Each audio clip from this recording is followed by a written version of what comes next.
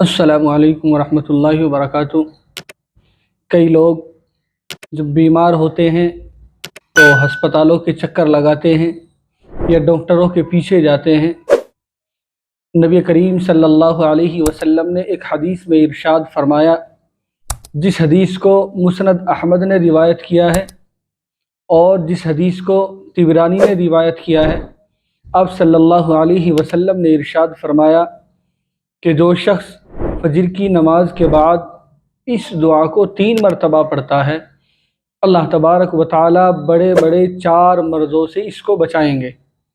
यानी अगर कोई शख्स इस दुआ को पढ़ लेता है, दुआ भी बहुत आसान है, बहुत मुख्तसर है, बहुत जामे है, कोई भी इसको याद कर सकता है, कोई भी इसको पढ़ सकता है।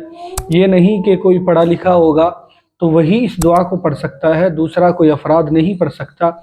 ये इतनी सहल और मुख्तसर और आसान है, कोई भी इस दुआ को पढ़ सकता है। तो अल्लाह तबारक व तआला इस दुआ के पढ़ने की बरकत से 4 बड़े बड़े मर्ज़ों से उसको बचाएंगे। और वो 4 मर्ज़ कौन से हैं, वो 4 बीमारियां कौन सी हैं? उनमें से एक बीमारी है पागलपन। अगर कोई शख्स इस दुआ को फजर की नमाज के बाद 3 मरतबा पढ़ता है तो अल्लाह तबारक व तआला पागलपन की बीमारी को दूर कर देते हैं। और दूसरे नंबर पर है कोढ़पन। अगर कोई शख्स इस दुआ को मुस्तकिल मिजाजी के साथ पढ़ता है तो अल्लाह तबारक व तआला कोढ़पन की बीमारी को दूर कर देता है। कोढ़पन से मुराद कौन सी बीमारी है? यानी जिस बीमारी से चेहरा बदसूरत हो जाता है उसको कोढ़पन कहते हैं। तो अल्लाह तबारक व तआला इतनी बड़ी बीमारी से इस दुआ की बरकत से उसको महफूज कर देते हैं। और अगर कोई इस बीमारी में मुब्तला है तो उसको इफाका हो जाता है, वो सेहत याब हो जाता है। और तीसरे नंबर पर है अंधापन। यानी या तो आँखों की बीनाई चली गई है, ये आँखों में मोतिया हो गया है, ये इसी तरीक़े से आँखों पर चश्मा आ गया है। अगर कोई शख्स इस दुआ को 3 मरतबा पढ़ने का मामूल बना लेता है, मुस्तकिल मिजाजी के साथ पढ़ता है, तो अल्लाह तबारक व तआला आँख की तमाम बीमारियों को दूर कर देते हैं। और चौथे नंबर की जो बीमारी है वह है फालिज।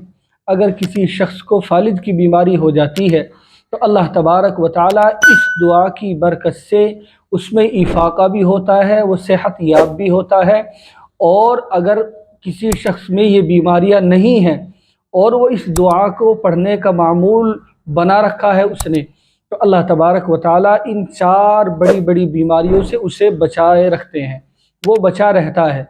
और अगर किसी को ये 4 बीमारी हैं, इस दुआ को पढ़ रहा है तो अल्लाह इन बीमारियों से सेहत याब कर देता है। दुआ बहुत मुख्तसर है, जैसे मैंने पहले बताया था।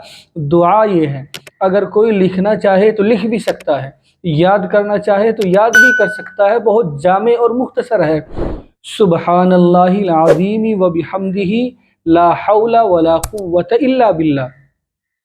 फिर सुनिए, सुबहानल्लाहिल अज़ीम व बिहम्दिही ला हौला वला कुव्वता इल्ला बिल्लाह। सुबहानल्लाहिल अज़ीम व बिहम्दिही ला हौला वला कुव्वता इल्ला बिल्लाह। बहुत आसान है, बहुत मुख्तसर है, बहुत जामे है। सिर्फ हमें ये पढ़नी है फजर की नमाज के बाद 3 मरतबा। और फिर देखिए आपकी ज़िंदगी में किस तरह सुकून होता है, बीमारियों से किस तरह आप बचते हैं, बीमारियों से किस तरह आप सेहतयाब होते हैं। तो बहुत मुख्तसर है, आप इस दुआ को पढ़ने का मामूल ज़रूर बनाइए। अपनी ज़िंदगी में इस दुआ को ऐसे शामिल कर ले जैसे आपकी ज़िंदगी में खाना और पानी शामिल है। इंशाअल्लाह आपकी ज़िंदगी, आपका बदन हमेशा सुकून में रहेगा।